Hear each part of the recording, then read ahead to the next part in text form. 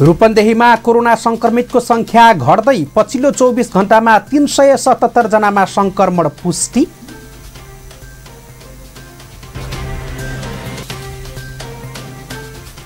नवलपरासीमा एक व्यक्तिद्वारा सवा कट्ठा खेतमा लगाइएको केरा बाली काटेर नष्ट, करिब 1 लाख बराबरको क्षति भएको भन्दै प्रहरीमा निवेदन।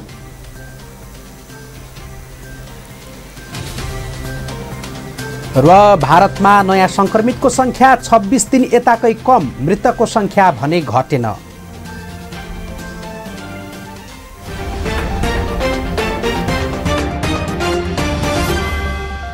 अब समाचार विस्तारमा।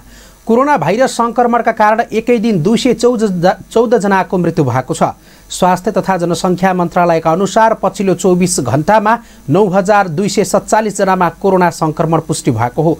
पछिल्लो 3 दिन लगातार मृतक संख्या घटे पनि सोमबार पुनः बढेको हो। यो सँगै नेपालमा कोरोना भाइरस संक्रमणबाट मृत्यु हुनेको संख्या 5215 पुगेको जनाइएको छ। यस्तै पछिल्लो 24 घण्टामा 21653 पीसीआर परीक्षणमा 9198 जना र 434 एन्टिजेन परीक्षणमा 49 जना गरी 9247 जनामा संक्रमण पुष्टि भएको छ। यो सँगै नेपालमा कोरोना भाइरस संक्रमितको कुल संख्या 4,64,218 पुगेको छ, जसमध्ये सक्रिय संक्रमितको संख्या 1,13,480 पुगेको छ। सक्रिय संक्रमित मध्ये 1,06,510 जना होम आइसोलेसनमा छन् भने 6,970 जना संस्थागत आइसोलेसनमा रहेका छन्। यस्तै आइसियुमा 1,259 जना र भेन्टिलेटरमा 400 जना रहेका छन्।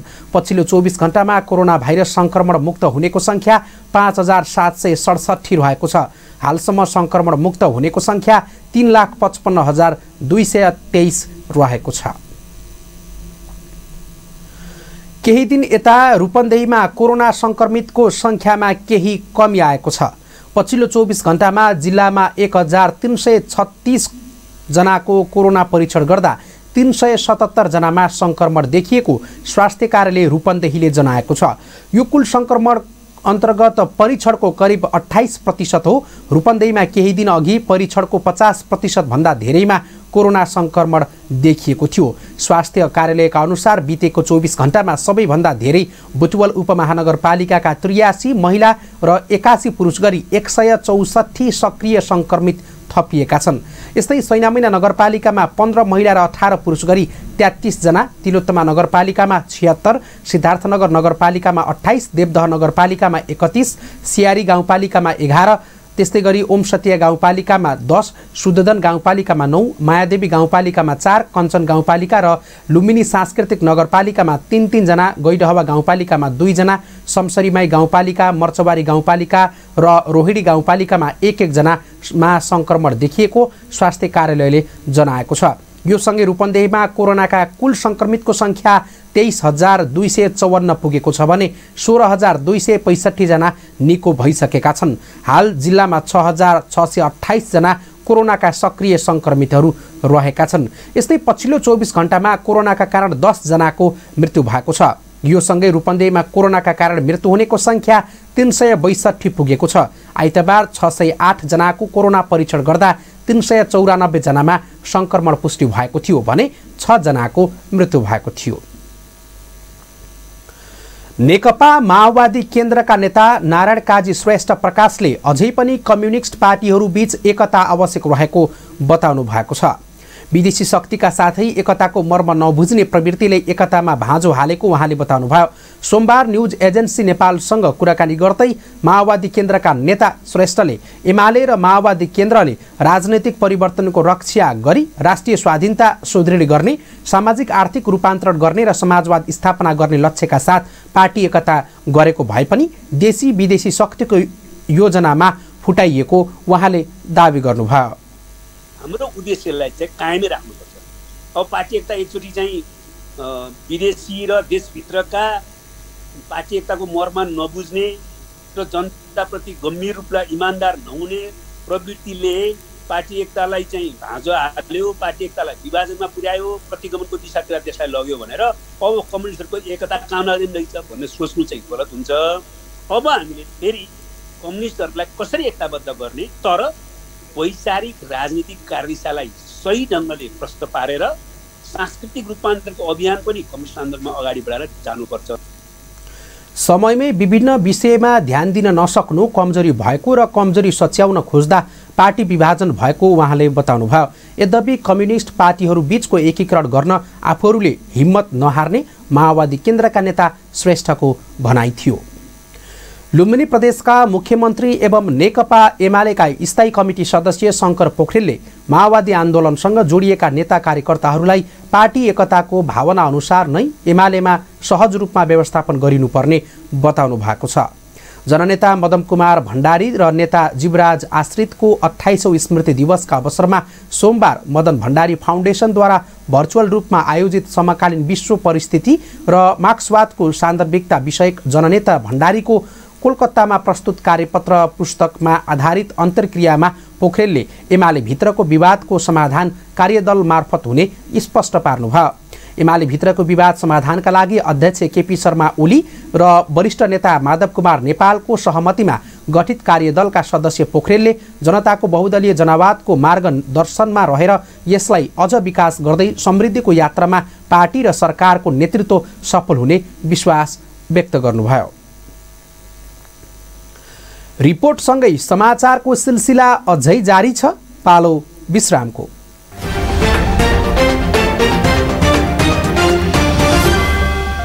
विश्रामपछि साझा समाचारमा पुनः स्वागत छ। अब बाँकी समाचार। जेठ महिना उखरमाउलो गर्मीको समय, गर्मी बढ्दै गएको छ। यही समयमा तराईमा सर्पको बिगबिगी पनि बढ्ने गर्दछ। हुन पनि सर्प र मानिस बीच कहिल्यै मित्रता भएन। सर्प देख्ने बित्तिकै मानिसले दुश्मन जस्तै गर्ने गरी मार्न कस्टिन्छन्। रूपन्देहीको सैना महिनाका एक युवा भने सर्पलाई मार्ने भन्दा पनि माया गर्न मन पराउँछन्। रूपन्देहीको सैना महिना 10 झिमझिमियाका चेतबहादुर सारू सर्प समात्न निकै सिपालु रहेका छन्। अरूले सर्प समातेकै देखेर आफूले पनि सर्प समात्न सिकेको उनी सुनाउँछन्। गर्मी मौसममा गाउँघरमा सर्प देखिहाले उनी सर्पको उद्धार गर्छन्। सर्प मार्ने भन्दा पनि जङ्गलमा लगेर छोड्ने गरेको उनी सुनाउँछन्। वास्तवमा यो सर्प मार्न हुने रहेनछ के मैले बुझेँ। सर्प कसैको घरमा लगभग हाम्रो सैना महिना 10 पर्छ। यो कसैको घरमा चाहिँ सर्पहरू छ भने मलाई खबर गर्नुभयो भने म गएर यसको उद्धार रेक्सो गरेर म जङ्गलमा लगेर छोडिदिने हो। गर्मी बढ्दै गएपछि तराईमा सर्प बाहिर निस्कनु स्वाभाविक हो। सर्पले टोकेरै कत्तिको ज्यान गुमाउनु परेको छ। त्यसैले सर्पलाई मानिसको दुश्मन पनि मानिन्छ। गाउँघरमा सर्प देखेपछि मारिहाल्ने प्रवृत्ति बढेको पनि छ। सारू भने सर्पलाई मार्नुभन्दा पनि यसको संरक्षण गर्नुपर्छ भन्ने बताउँछन् र अहिले फेला परेको सर्प जङ्गलमै छोडेको बताउँछन्। तपाईँको त्यहाँ हाम्रो भुल्के सामुदायिक वन पर्छ माथि फुलबारी, त्यहाँ लगेर यसको चाहिँ मैले उद्धार गर्छु। मैले मार्न दिँदिनँ। कसैले मार्यो भने पनि मेरो आत्मै रुन्छ। फेरि सर्प मार्यो भने यस्तो अवस्था मेरो त लगभग साथी भइसकेछ सर्प अहिले भन्नुपर्दा। मैले सारू सैना महिनाको वार्ड नम्बर 10 झिमझिमिया क्षेत्रमा सर्प छोप्ने युवककै रूपमा आफ्नो पहिचान बनाएका छन्।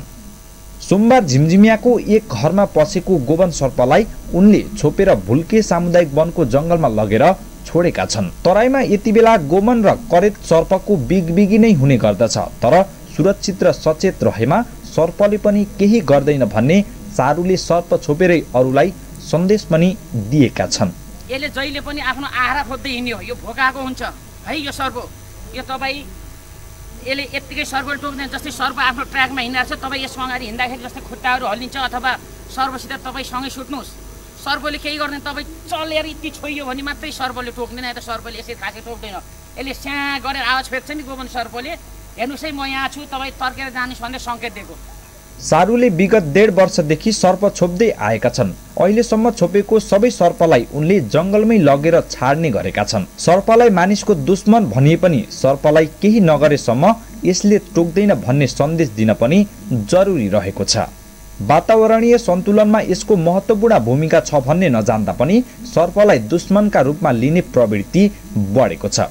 अझै गाउँघरमा सर्प देख्न साथ मार्ने प्रचलन रहेको छ। यसमा सुधार गर्नु जरुरी पनि रहेको छ। सारूले सर्प संरक्षणका लागि गर्दै आएको अभियानमा हामी सैना महिनाका जनताले पनि साथ दिने कि? साझा टेलिभिजनका लागि क्यामेरा पर्सन कृष्ण पाण्डेको साथमा अभिषेक सुनारको रिपोर्ट। रिपोर्टपछि अब बाँकी समाचार। दाङको घोराई उपमहानगरपालिका 4 दाङका 33 वर्षका पत्रकार लक्ष्मण बस्नेतको युनिभर्सल मेडिकल कलेज भैरहवामा सोमबार बिहान 12 बजे मृत्यु भएको छ। मेडिकल कलेजका सूचना अधिकारी सुशील गुरुङका अनुसार बस्नेत र उनका 53 वर्षका बुवा वैशाख 21 गते अस्पतालमा भर्ना हुनुभएको थियो। उहाँहरूको 12 गते PCR रिपोर्ट पोजिटिभ आएको थियो। दुवैजनाको सुरुमा एचडियू र केही दिनपछि भेन्टिलेटरमा उपचार भइरहेको थियो। पत्रकार बस्नेतका बुवाको जेठ 2 गते साँझ 7:51 बजे मृत्यु भएको सूचना अधिकारी गुरुङले बताउनुभयो। अस्पताल आउँदा 2 दिन अघिको PCR रिपोर्टमा कोरोना नेगेटिभ भए पनि श्वास प्रश्वासमा समस्या रहेको गुरुङले बताउनुभयो। रोहिणी गाउँपालिकाले जिल्लाको सरकारी अस्पताल भीम अस्पताललाई 5 लाख रुपियाँ सहयोग गरेको छ। रोहिणी गाउँपालिकाका अध्यक्ष सनोज कुमार यादवले 5 लाख रुपियाँको चेक भीम अस्पतालका मेडिकल सुपरिन्टेन्डेन्ट डाक्टर शकुन्तला गुप्तालाई प्रदान गर्नुभयो। चेक बुझ्दै मेसु गुप्ताले अहिले अस्पताललाई स्थानीय तह लगायत अन्य सङ्घ संस्थाहरूको सहयोग आवश्यक रहेको बताउनुभयो। कोभिडको यो महामारीको समयमा अहिले जनशक्ति र अक्सिजनमा अत्याधिक खर्च रहेको उहाँको भनाइ छ। उहाँले समयमै सरकारी बजेट आई नपुग्दा अक्सिजनको रकम बुझाउन समेत अप्ठ्यारो भइरहेको बताउनुभयो। कोभिडको यो महामारी सेकेन्ड वेभ हैन, यो भनेको एकदमै खतरनाक वेभ भन्ने देखिएको छ हैन। र आजको दिनमा हाम्रो जुन भनौँ न जुन हिसाबले अब मेन पावरको खर्च भइरहेछ, जुन हिसाबले अक्सिजनको खर्च भइरहेछ, त्यो अनुसारले हाम्रो गभर्नमेन्टले सरकारले समयमा बजेट नआएको भएर एकछिन हामीले अप्ठ्यारै परेछ। अक्सिजनको पैसा बुझाउनलाई पनि अहिले अप्ठ्यारो परेछ। र यस्तो सहयोगहरू हामी आयो भने हामीले फर्दर अक्सिजन प्लान्ट लगाउनलाई पनि अगाडि बढ्छौँ। तर सुन्नमा आएछ कि अक्सिजन प्लान्टको लागि केही पैसा गभर्मेन्टले दिइरहनु भएको छ, तर कस्तो खालको के खालको हामी बुझ्दैछौँ उहाँहरूसँग। त्यो बुझेपछि के हुन्छ भने अब उताबाट त्यो सहयोग पायो भने हामी यो पैसालाई अरू काममा हामी खर्च गर्छौँ। जस्तै अक्सिजन रिफिलको लागि हुन्छ कि कर्मचारीको भन्दा पनि अब भनौँ न अब कर्मचारीको बसोबासको लागि हुन्छ कि मेडिकेसनमा केही खर्च हुन्छ कि यस उहाँहरूको पैसालाई हामी राम्रोसँग उपयोग गर्न चाहन्छौँ र अपेक्षा गर्छौँ कि यसको सहयोग भयो भने हामी अरू सहयोग अरू कामहरू गर्न सक्छौँ, जसले गर्दाखेरि होइन सरकारलाई पनि भारबाट हामीले यहाँबाट सहयोग पायो भने घटाउन सकिन्छ कि जस्तो हामी अपेक्षा राखेका छौँ। चेक प्रदान गर्दै रोहिणी गाउँपालिकाका अध्यक्ष सनोज कुमार यादवले जिल्लास्थित सरकारी अस्पतालहरूको संरक्षण गर्नु रूपन्देहीको सबै स्थानीय तहहरूको समान दायित्व रहेको बताउनुभयो। उहाँले सरकारी अस्पतालमा कुनै एक पालिकाको मात्र नभई सबै पालिकामा बिरामी पाउने भएकाले यसको संरक्षणमा सबैको दायित्व हुनुपर्ने जिकिर गर्नुभयो। त्यो समस्या हेरेर, त्यो पब्लिकको त्यो भिड हेरेर, त्यो बिरामीहरूको चाप हेरेर यो हस्पिटलमा भीम अस्पतालमा अक्सिजनको समस्यादेखि लिएर अरू पनि इक्विपमेन्टहरूको समस्या हेर्दै हामी पनि आफ्नो गाउँपालिकाबाट विभिन्न किसिमका बिरामीहरूलाई पठाइरहेका छौँ। तैपनि उहाँहरू चाप पुरा हुँदै पनि लिइराख्नु भएको छ। त्यो समस्या सबै समाधानको लागि सानो एउटा सहयोग पुगोस् भनेर चाहिँ हामीले रोहिणी गाउँपालिकाको कार्यालयबाट निर्णय गरेर 5 लाख रुपियाँ दिएका छौँ। विभिन्न गाउँपालिका नगरपालिकालाई उगेटेको छ। सबै बिरामीहरू भीम हस्पिटलमै आशा र अपेक्षा लिएर आएको हुन्छन् र यहाँ पनि क्षमताभन्दा बाहिर गएर चाहिँ यहाँका सम्पूर्ण स्टाफ जो स्वास्थ्यकर्मी साथीहरू छन् सबैले धेरै प्रयास धेरै मेहनत गरेर चाहिँ यहाँ बिरामीहरूलाई आफ्नो तर्फबाट जे जति सक्ने भन्ने क्षमताले भ्याएसम्म उहाँहरूले सहयोग गरिराख्नु भएको छ। सहयोग प्रदान गर्ने क्रममा गाउँपालिकाका अध्यक्ष यादवले अस्पतालमा रहेका रोहिणी गाउँपालिकाका बिरामीहरूका साथै अन्य बिरामीहरूलाई भेटेर उनीहरूलाई आश्वासन समेत दिनुभएको थियो। रूपन्देही जिल्लाका सरकारी अस्पतालहरूको रूपमा रहेको भैरहवा स्थित भीम अस्पतालमा अहिले रूपन्देही जिल्लाका सबै पालिका मात्र नभई अन्य जिल्लाकामा पनि कोभिडका बिरामीहरूको उपचार भइरहेको छ। नेपाली कांग्रेसका नेता डाक्टर चन्द्र भण्डारीले सत्तासीन दल जनताप्रति उत्तरदायी बन्न नसकेको आरोप लगाउनु भएको छ। उहाँले केही घटनाहरू मानिसको चेत खुलाउने हुन्छन्, तर त्यस्तो भयावह कोभिड-19 महामारीमा पनि नेपालका नेताहरूको चेत नखुलेको भन्दै चिन्ता व्यक्त गर्नुभयो। उहाँले सामाजिक सञ्जाल फेसबुकमा स्ट्याटस लेख्दै भन्नुभएको छ, कोरोनाले पनि हाम्रो नेतृत्वलाई देश र जनताप्रति उत्तरदायी बनाइदिए हुन्थ्यो। एक मुठी श्वासको कति महत्त्व छ र जीवन कति क्षणभर छ, तैपनि हामी ब्रह्मलुटमा लागेका छौँ। उहाँले लासको थुप्रोमाथि बस्नु राजगद्दीमा बस्नु होइन समेत भन्नुभएको छ। डाक्टर भण्डारीले सरकार जनताप्रति उत्तरदायी नभएकोमा समेत असन्तुष्टि व्यक्त गर्नुभएको छ। समाचारको सिलसिला अझै जारी छ, पालो विश्रामको।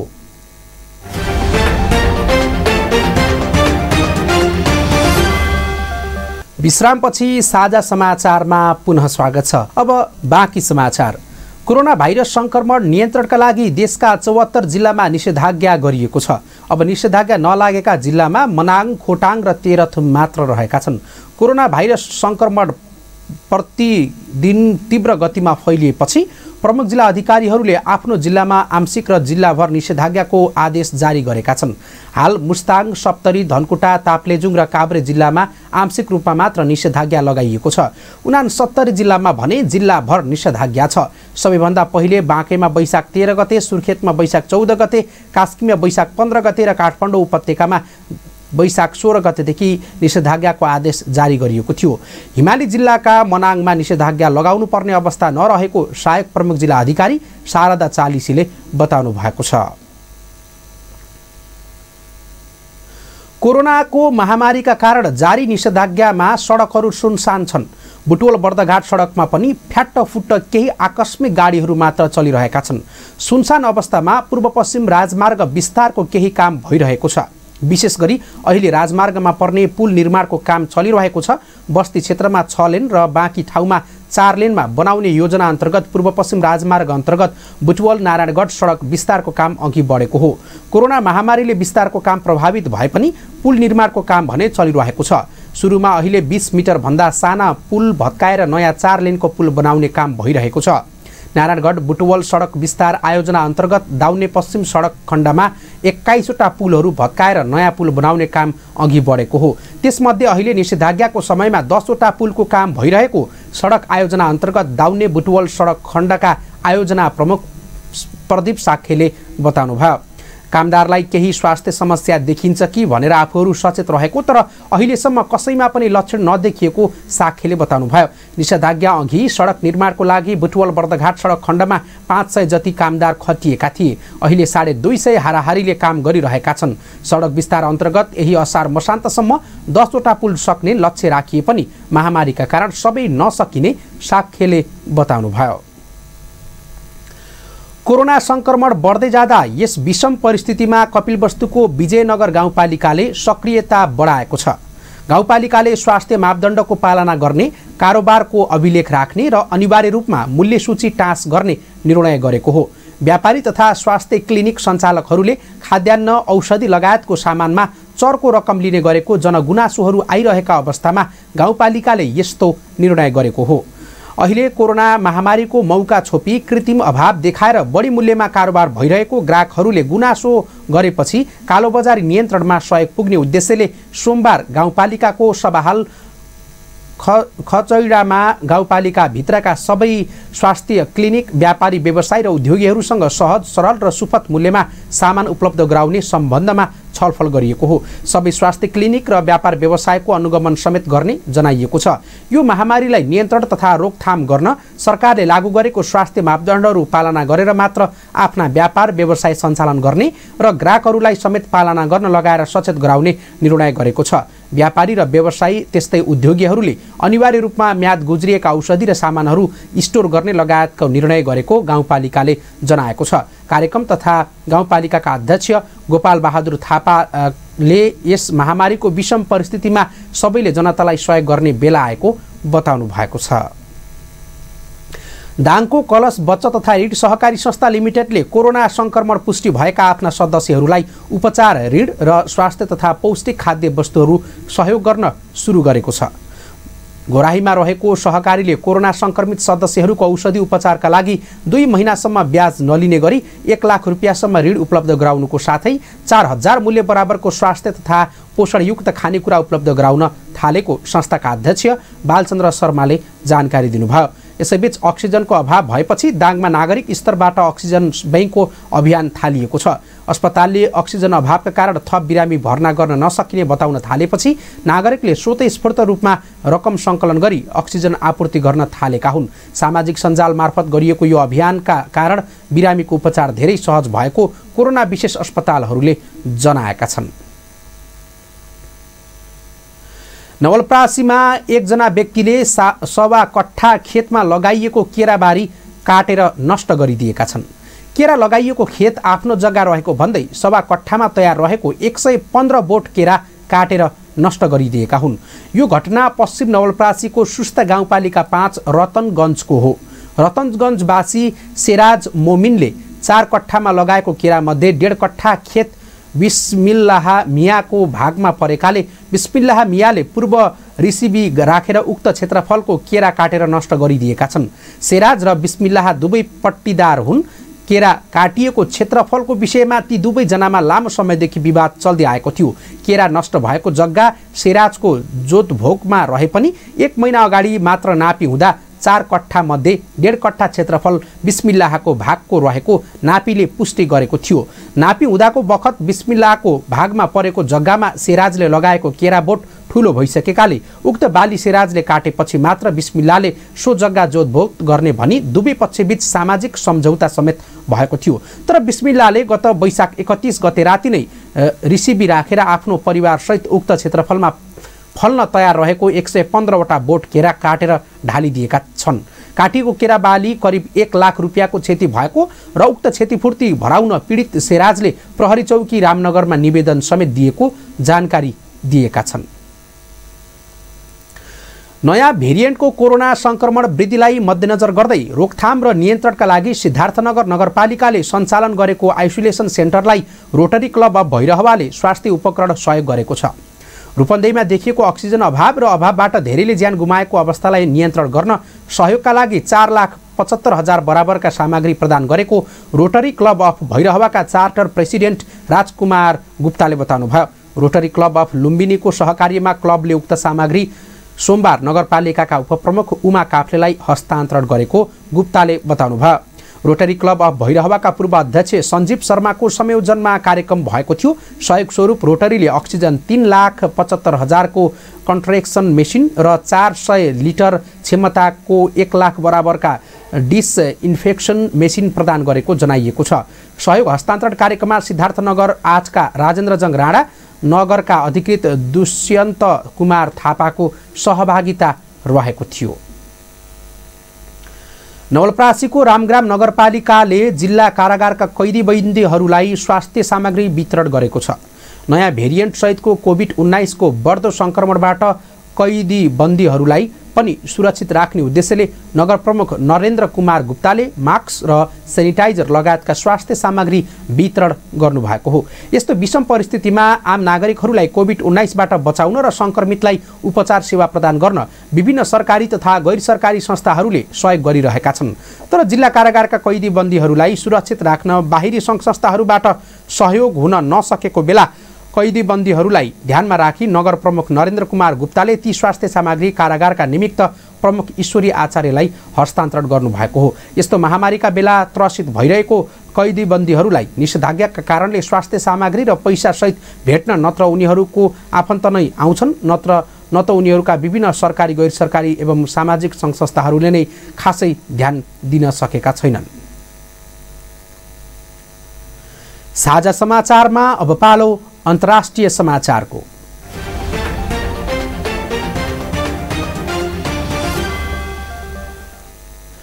भारतमा पछिल्लो 24 घण्टामा कोरोना भाइरस कोभिड-19 बाट संक्रमित हुनेको संख्या पछिल्लो 26 दिन यताकै कम देखिएको छ। भारतको स्वास्थ्य परिवार कल्याण मन्त्रालयका अनुसार पछिल्लो 24 घण्टामा भारतमा 2,81,386 नयाँ संक्रमित थपिएका छन्। यद्यपि यो अवधिमा कोरोना संक्रमणको कारण 4,106 जनाको मृत्यु भएको छ। यससँगै भारतमा कोरोनाबाट संक्रमित हुनेको कुल संख्या 2,49,65,000 नाघेको छ।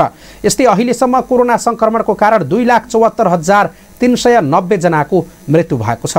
पछिल्लो 24 घण्टामा भारतको महाराष्ट्रमा 34,000 भन्दा धेरै नयाँ संक्रमित थपिएका छन् भने तमिलनाडुमा कोरोनाका नयाँ संक्रमितको संख्या 33,000 भन्दा धेरै छ।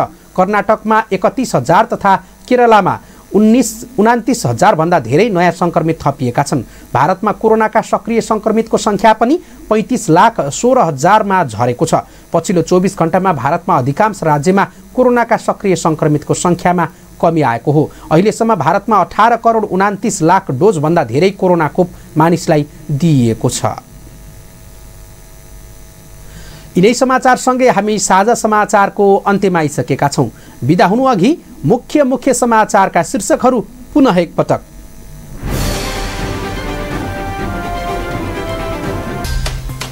रूपन्देहीमा कोरोना संक्रमितको संख्या घट्दै पछिल्लो 24 घण्टामा 377 जनामा संक्रमण पुष्टि।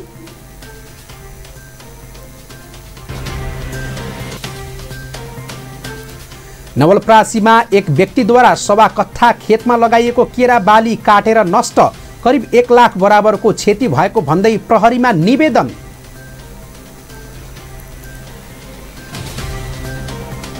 र भारतमा नयाँ संक्रमितको संख्या 26 दिन यताकै कम, मृतकको संख्या भने घटेन।